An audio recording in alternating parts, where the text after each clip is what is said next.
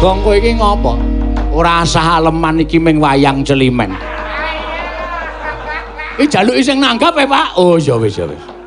Pokoke Bagong kudu ngerol nek ora tak rolke. Padake ora penemban. Oh, Bagong iki. Arep ngopo kowe? Nek kowe arep gawe geger karang ngendi terus kadempel. Kadempel aku sing ora nrimake. Mergane aku ketua pemuda karang kadempel. Aku wis kerep krungu kaya ngene iki aku wis kerep krungu. Dadi nek sampeyan ajeng ngancam karo Semar Badranaya, kula sing ora trima. Katentreman, keamanan karang kadempel wonten teng pundhake Bagong. Sampeyan ajeng macem-macem karo bapak, langkai dulu mayat Bagong. Si anak supersonik. Oh, kira-kira wani ra kowe? Lho, kowe wani karo Begawan Tuna sing tak wedeni apamu? Aja meng kowe kerubutan pateh jewek-jewek nang mburi kowe kerubutan wong loro ora bakal tak tinggal. Oh, mati teneng aku metu coba.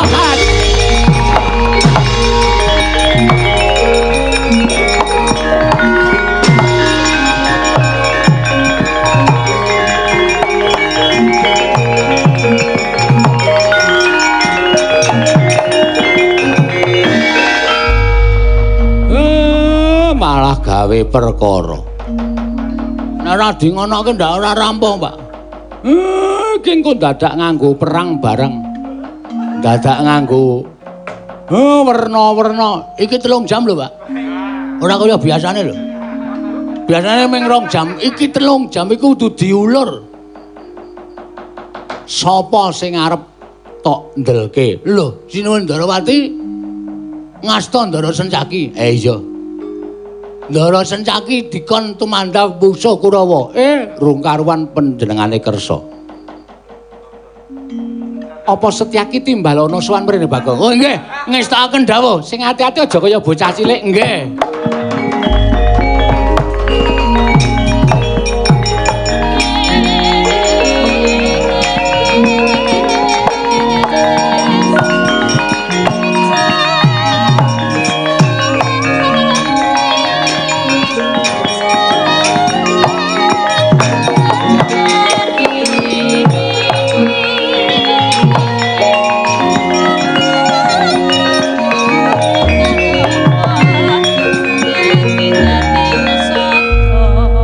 Apa member kaya ngono kuwi? Semar, kuwi apa member anakmu kaya ngono kuwi? Bagong kowe iki mbok uwis. Nonon. Non jengkulmu mlocot ora? Setyaki sing tenan. Oh Prabu. Oh Prabu kula mriku ngabdipun Setyaki. Kula saking Guwa Garba. Kowe tak totok lho, kowe kek entuk sandangan. Ndara Sencaki sekados. Sandangane tak nggo. Kowe nek nganti konangan Setyaki digodho besi kuning pecah sirahmu. Waduh. Gus, ana apa? Timbali ke neraka.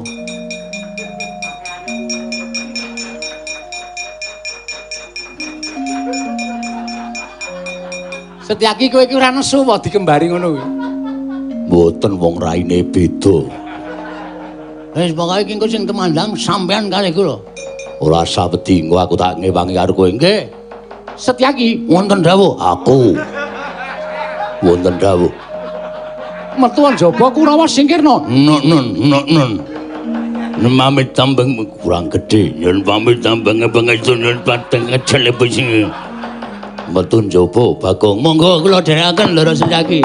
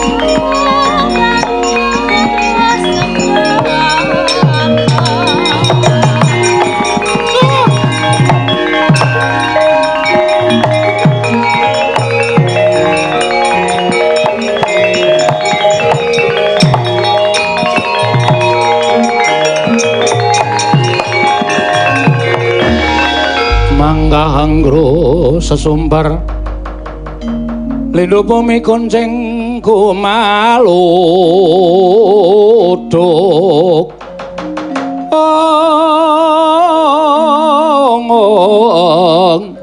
kumaluduk kuntur ketup lumembak penyu kang kumambang ulun sewu nggih anak Prabu Godayitma ingkang sawit ngandika sampun sagambiyantu dhateng botripotipun anak Prabu ing Ngastina. Angenipun kepengin kekagaduhan wujuding wahyu kamulyan. Lan anak Prabu Ngastina sagah nglintoni anggen paduka saged boyong Semar Badraraya. Menawi panjenengan saged boyong Semar menika mangke badhe dipun lintoni wujudipun inggih menika Titising Widawati ingkang anyalira. Wonten angganipun putri ing Madukara inggih menika pun Bratajaya inggih pun Wara Sembadra. Namo nyatanipun Semar berguguk ngutawaton. Malah anak-anakipun Semar ingkang sajahipun wantun kaliyan kula lan para Sata Kurawa. Wah, iblis lanat ngarepe dhewe. Penemban Durna, tak suwun semingkir saka papan kene. Wadya bala tawang gantungan bakal ngremuk garang kadempel. Oh nggih, kula semanggaken, nggih kula semanggaken.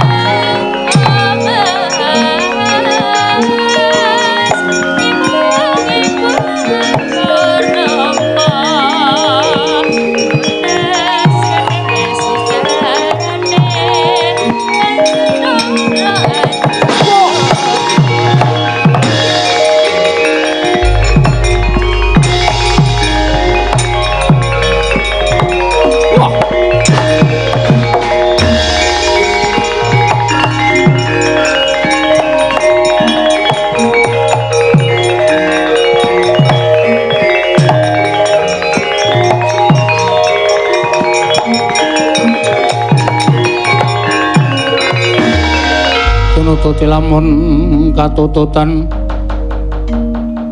lamun mangsa prawira tiktaya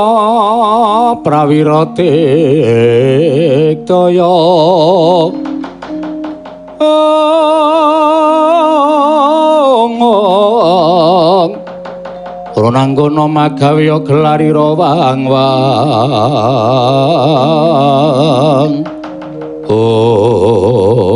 wah ngadeg jejeg kaya ndo mentang kaya gendhewa. Bringose ngulur geni tumpangke kuping kiwa kuping tengen sawa. Raden Setyaki, Senopati Ndarawati kowe sapa? Tumenggung Prawara Kendra. Kekeseting Sang Prabu Godayitma, sumitraning Nalindra Ngastina Prabu Duryudana. Ayo, Semar tak boyong ning Goro Ngastina. Kelakon boyong Semar iso nyempal bau iki wonten ing Setyaki. Piye? Nyempal bau ki wonten ing Setyaki. Ora ilang tak kedhepaken tebak dadamu kene marganing patimu Singalena prapting lalis Prawara Kendra.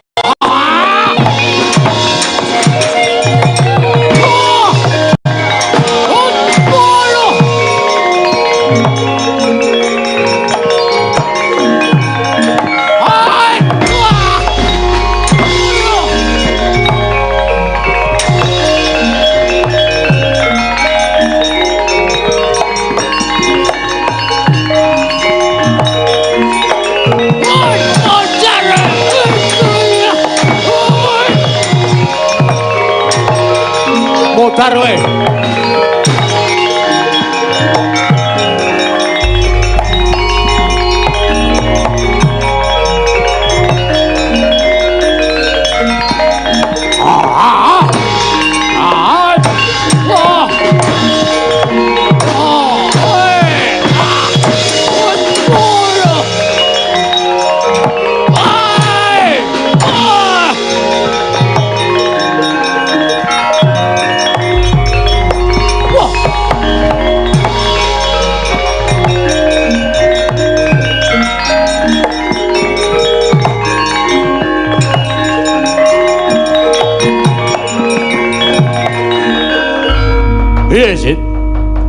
Ketiwasan nalika kula majeng ing mapakaken dhateng jasad kula inggih menika pun Raden Setyaki. Terus kowe kalah inggih pangestunipun kawon saking prajurit saka Tawanggantungan ora ana ingkang mangga beliau mungsuh wong Karang Kadempel. Monggo wong Karang Kadempel kuwi wong loro saudon telu saurupan derajating Panakawan. Nah ingkang majeng inggih menika Senopati Ndarawati nami Raden Setyaki. Wah, gugu karepe dhewe. Do padha piyak salandean tak trajange dhewe ora weruh karo glibeting Prabu Kudayatma. Kuat nadai pusaka kusyung pengabit meguru 20 taun karo wong Karang Kadempel Barat.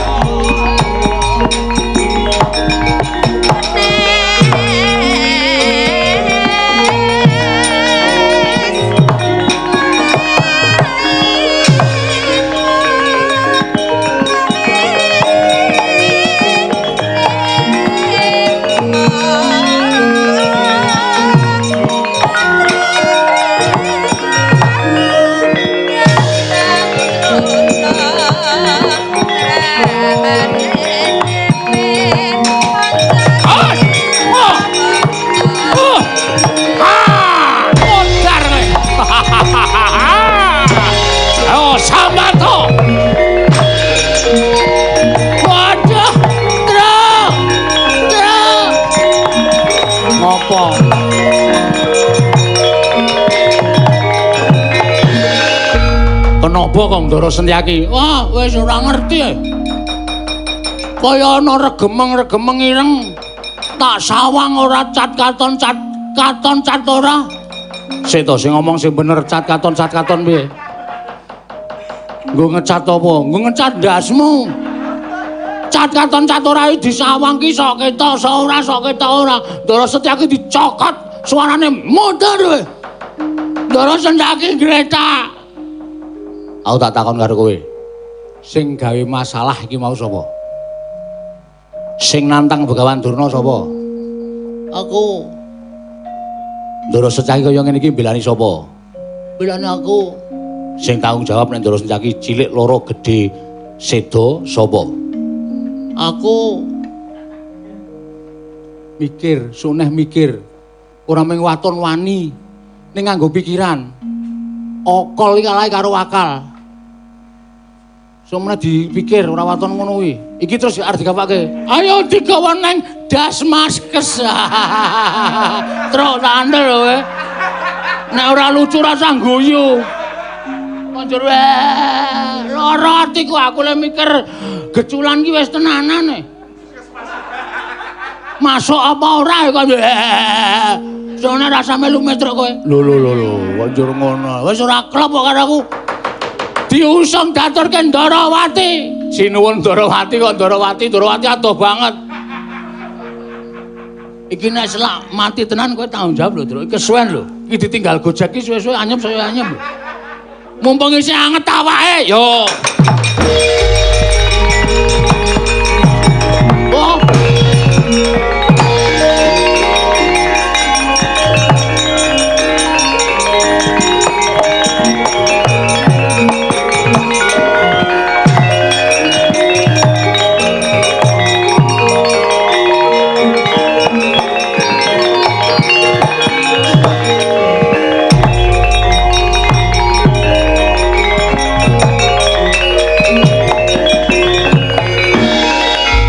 Petrus Setyaki kena ngapa?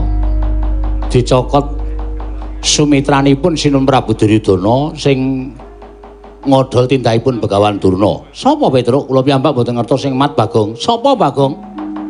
Kula ya ora pati mat. Mata gedene semono nggo ngapa? Petruk mono yen ora mat, aku iso nampa merga Petruk kuwi mripate, kejaba Petruk kuwi wis kena gula. Mripate wis rada suda. Ah, apok ra kowe, aku aman aku. Kowe iki lho, wong waras, wong bagas, kewarasan mripate gedene semono kok ora ngerti mungsuh. Nek ora ketok. Lho, kok iso? Setyaki iki menungsa-mungsuhe menungsa kok nganti kowe ora weruh. Kuwi rak ya mokal kedadeane to. Ngene wae. Iki mangane dadi masalah ya senggel wong loro ye. Gong ora edan kowe kok sinuwun Kresna kok tok tantang. Mangkel aku wong matane ya ora weruh tenan kok. Iki saiki tak aturke sampean, iki men supaya mang tambani. Jare sampean sok nampa wong babaran, prek. Kresna padake dukun bayi ora. Coba tak ungkulane Sekar Cangkok Wijaya Mulya. Ah, ora ngono kowe beres kok dadak unek-unekke wong.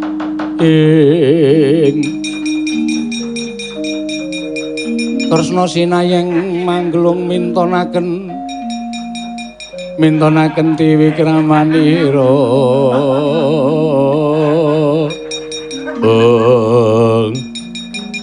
Kena sembrono aku mah lho sinuwun. Lho, sembrono piye to? Ku nak mbanggula cupat-cupat to. Kena tak mute jengkul. Iki Sekar Cangkok Wijaya Mulya, sonane gawe sing apik.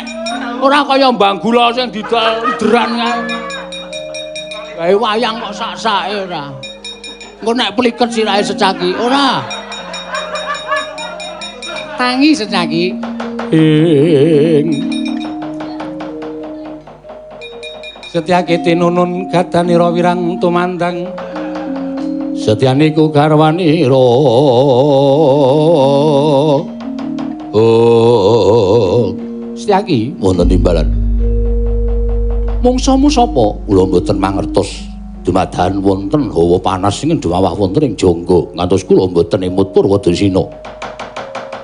Koko Prabu kemawon kula niti kaca paesan sinten ing menawa dados serayanipun tiang-tiang saking negari Ngastina. Koko Prabu ing titiprane mangan anong paricata. Mbak lumembak lamun mambeng lerombak ing samudra angra.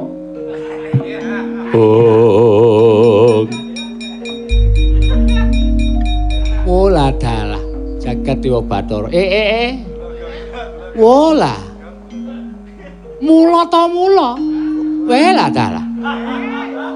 Terus mbok melu nginjen kok kaya meng. Wala. Aduh. Pandang dawa.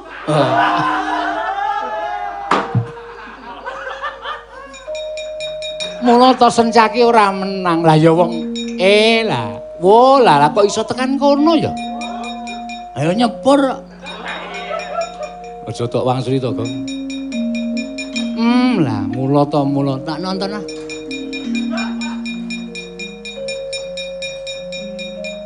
Waduh. Ah ora nyono nek kuwi. Dian. Njuk le mlakukan endi wis.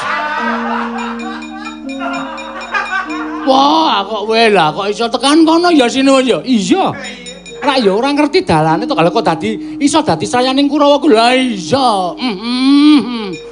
Mbok ya diolesi apa ta apa. Ora ora. Meng gayengke kaya mbangane ora gayeng. Kok dolesi apa ta apa. Kaya abuh kae lho, Truk kan. Sing abuh. Epek-epeke Sinuwun Darawati kaya saya gedhe. Kuwi lah dalah. Iki upama aku ora bakal bisa menang. Lah terus Petruk nun, jaganan Karang Kadempel Setyaki wonten timbalan. Kowe ning Karang Kadempel.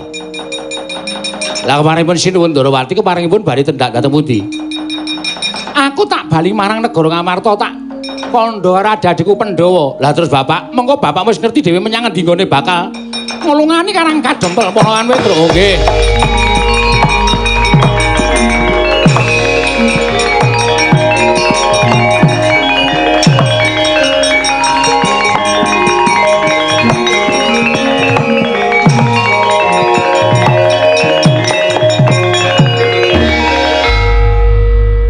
Sinuwun Kresna nanti.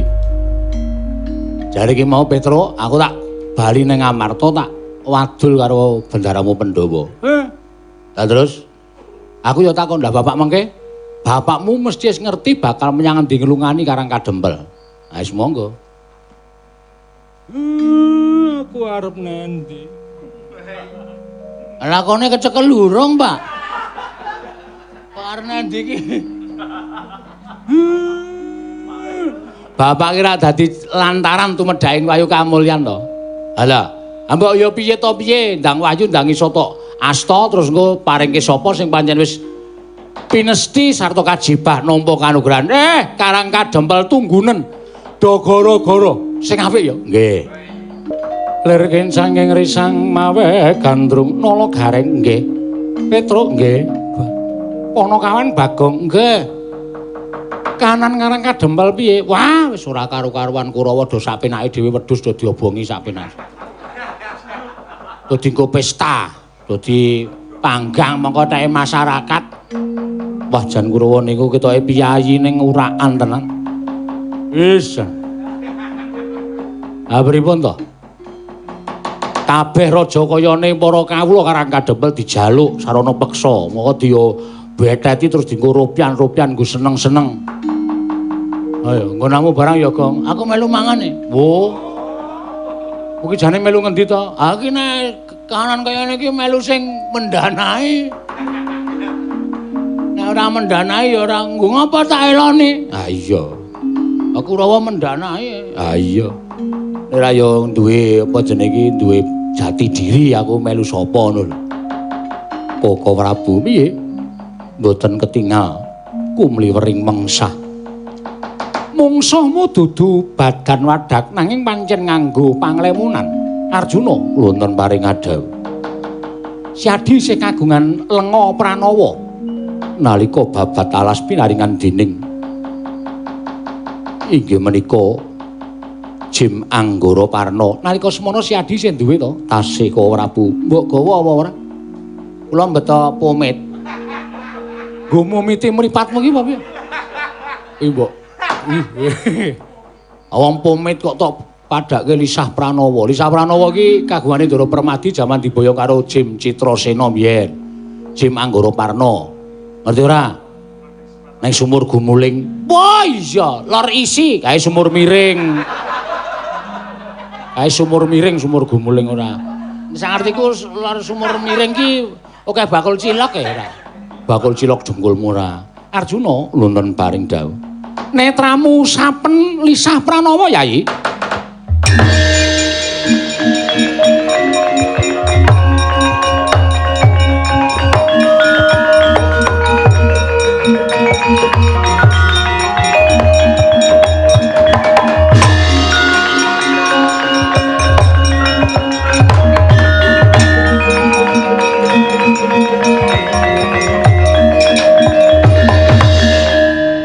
Padating brubut bareng mripate ditetesi insto mbok ora nyebut merek to Reng nyuda pendapatan ampok ben mendoting klolop.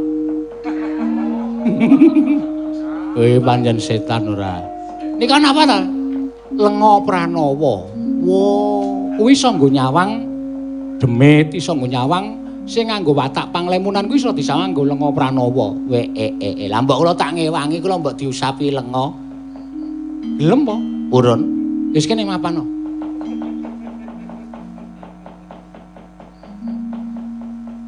Anyep. Iya. Wis kono sawangan kono. Mlaku rono ora saya cetha-cetha. Petro njaluk ora? Mboten. Lho. Njaluk ben ngewangi perang? Mboten. Salah kesel awak kula. Bagong njaluk mesti no. Ana ora njaluk aku ora iso ngewangi Ndara Janaka.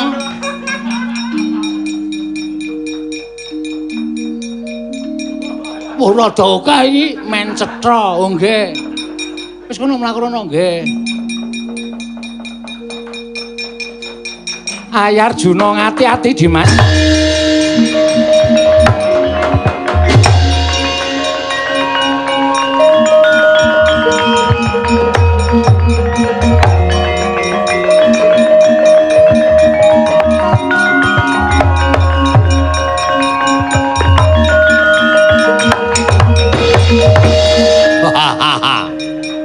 Wis ngara weruh karo aku. Aku watak Panglimunan Alendra ing tawang gantungan. Wah! Wah!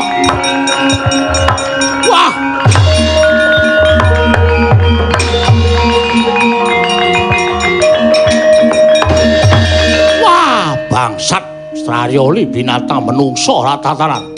Ngampleng pasuryaning Prabu Kotayatma jelek urip nyawang gelaring jagat ye. Mati ya.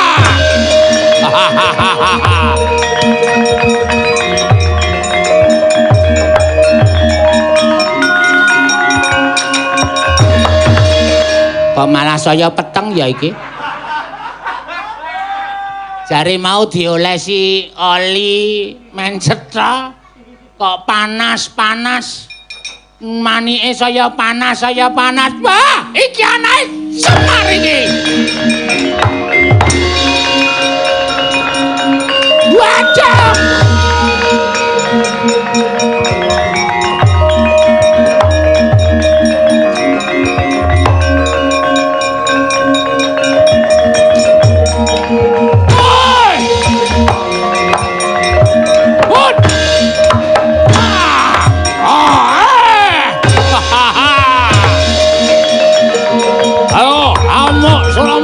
Jaya Merata.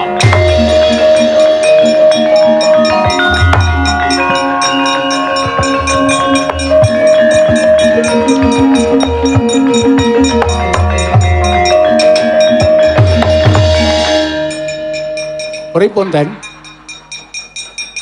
Ndara Janaka kula sawang saking dhuwur wit. Merga kula wedi nyedak kok. Kalah kabeh. Koko Prabu piye? Nalindra Digdaya sekti kalintang jayaning merang. Wah. Tak sudet nganggo kuku Pancanaka. Ora apa-apa, ora mlentreng kok. Petro rene. Emah. Lho iki ngapa iki? Bagong rene. Ngapa? Ana mripate ratu kok dileleti. Kowe ngapusi kok. Jare Lisah Pranawa, minyak SAE ta. Betara mataku saya encer. Ayo, mangsane wong tuwa dileleti oli. Ya ngerti. Sampeyan ya kurang gawean kok. Petro, Nun. Bapakmu wis bali urung? Dereng wonten grab teko niku. Petro ora sembrono lho. Wis gawe cekak-cekak bapakmu goleki nggih.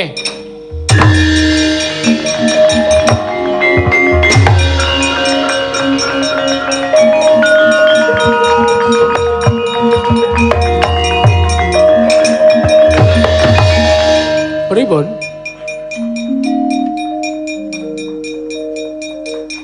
Bareng kowe teko kok iramane pyongkreng promyang pyong-pyang. Niki karawitan terlatih niku ngenten niki. Mboten sak kuwatir. Wah wis. Semar Ratu kae Digdaya, mara gage mbok ya kowe iki duwe ego partikel. Mungsuhe sapa Semar? Pundi to? Lah kae ka lho. Nganglang jagat sami semingkir nutupi penglihatan kula. Iya. Bapak nek muni ngono kok ya ampun. Piyai-piyai kon lunga kok ya lunga kabeh. Wah! Wah, piye? Mangke riyen to. Nek wong bengok kok. Lah kowe iki wae iki wis dong urung dereng. Lah rak tenan to. Aku ki wegane nyambut gawe karo kowe iki senengane. Mangkene tak sawange. Oh, nggih. Ini janjane sampeyan nuwun sewu sing penggali ora wening. Lho, ora wening piye? Lah nek ora mungsuh sampeyan biyen to. Lho, aku ora rumangsa duwe mungsuh. Mungsuhe Wisnu. Lho, mungsuhe Wisnu sapa? Nanang ABC. Dadi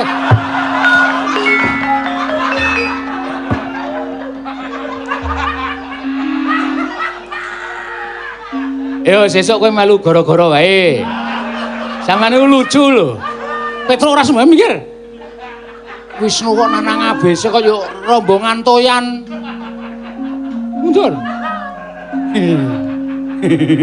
Sampeyan kenal napa? Sembuh mundur. Sampeyan sok mriko, to mikir. Lho kok dadi aku? Lah nggih. Biyen sadurunge Sang Marteng Jagat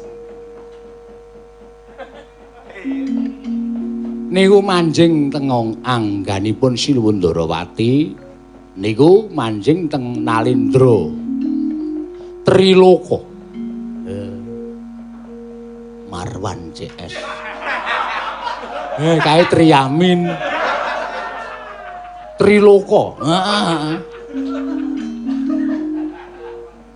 Sinuwun Prabu Rama Wijaya niku nggih titising Sang Hyang Bathara Wisnu niku duwe mungsuh Nalindra Ngalengka Prabu Dasamuka ya Prabu Rahwana nganti mboten nonton Prabu Rahwana isih ngangah-angah kepengin dhaup kalih titising Widawati wo sinden Bodu Widawati Bathari Widawati tak kira nek Widawati sinden sebutane pancen ngono terus sing terus ki kono wae sing tak critani Sinuwun Kresna dudu kowe terus telat kedisikan Bagong ya wis terus piye nika kalahe ming kalih si kethek buteh wo lagu setelke wae Pak Anoman si kethek buteh sowan paman cinta dijak mulih konangan Indrajit ngono ta meneng sik ta isih kurang gara-gara mau isih kurang meneng isik Sur ya Pak meneng isik ya apa meneng sik mungsuhe kali Anoman Petro Anoman lah nggih ngesaken dawuh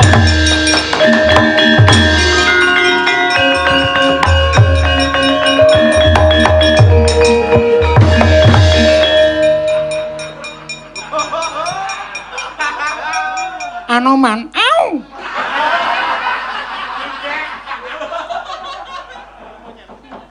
momongamu ucul Anoman Anoman mbok maju ngono to Man kowe iki ditimbali daramu kok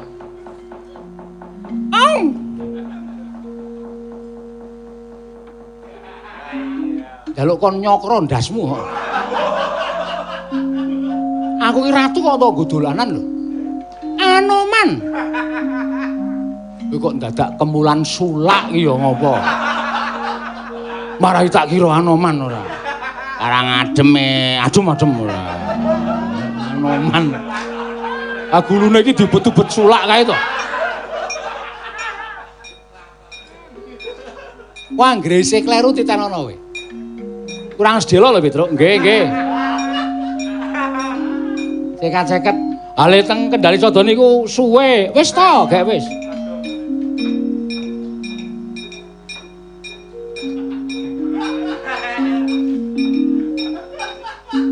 golek iki mau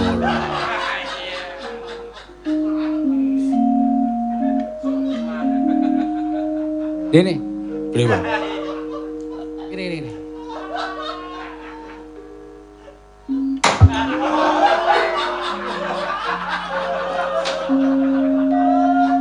ayo minggat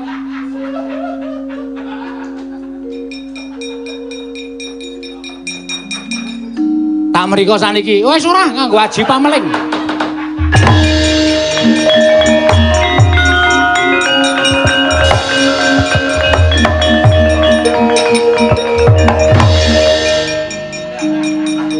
nah iki Anoman tenan Anoman wonten timbalan Anoman wonten timbalan boyo sing apik wonten timbalan sinuwun Dasamuka sukmane ngombro-ombro kae singkirna lho kok ngantos kula mboten ngertos lah ya kuwi elakmu ning kono kuwi ayo singkirke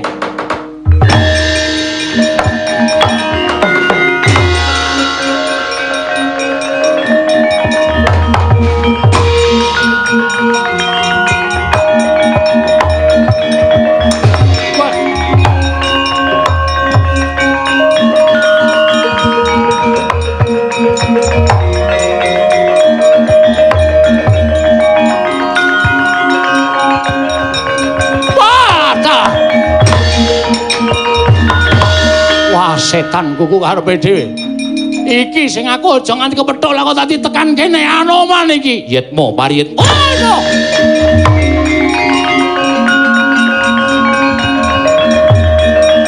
Waduh, mati aku. Oh.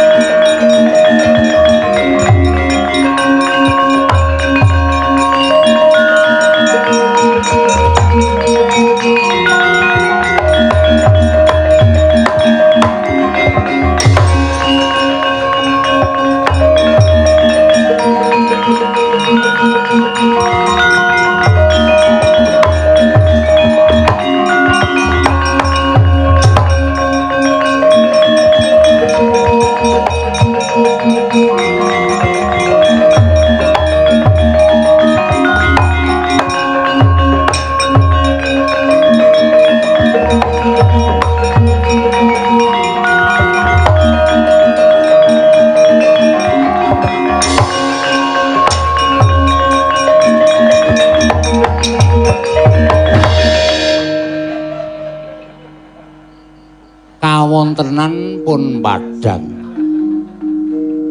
Iya, Kang Suman. Sampean pripun to? Jak guneman apik-apik kok sajak semuradi gumujeng. Edan. Wah.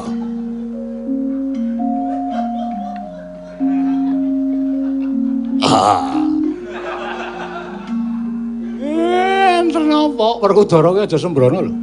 Semar kuwi arep paring pangandikan.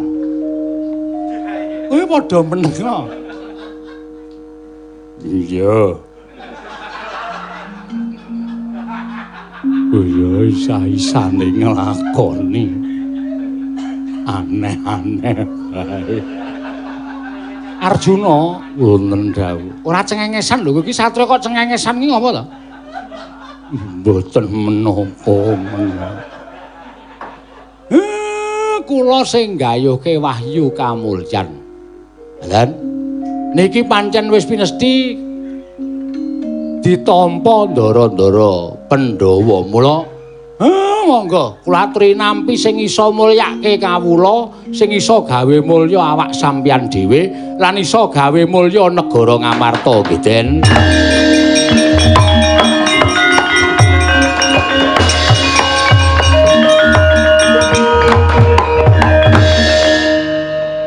Pun Kakang melu bungah Yayi Werkudara. Ya. Arjuna aku ya melu bungah. Kok ora bungasi nggih. Meneng Kakang ya melu bungah gitu. Pun Kakang ya melu bombong bahagia. Sajroning ati ning pun Kakang.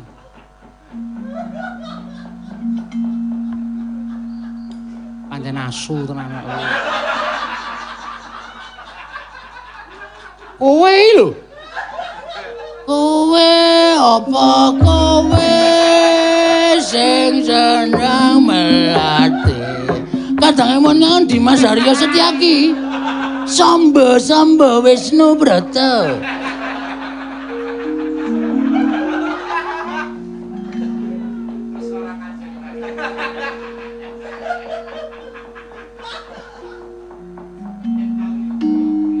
Wah, wis ngece aku kowe. Ora apa? Ora kok cengengesan. Wah. Pun. Dinggo sesuk meneh. Mugi-mugi wilujeng sedayanipun.